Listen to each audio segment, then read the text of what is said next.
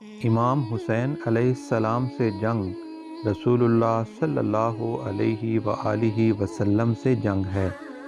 ان زید بن ارقم رضی اللہ تعالی عنہ ان رسول اللہ صلی اللہ علیہ وسلم قال لعلی وفاطمۃ والحسن والحسین انا حرب لمن حاربتم وسلم لمن سالمتم۔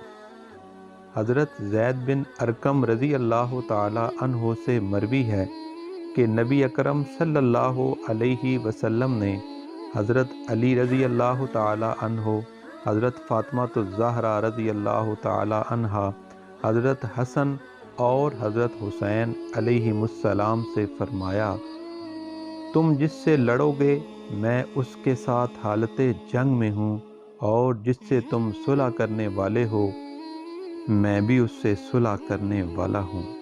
جزاک اللہ۔ ویڈیو کو لائک اور شیئر ضرور کیجیے۔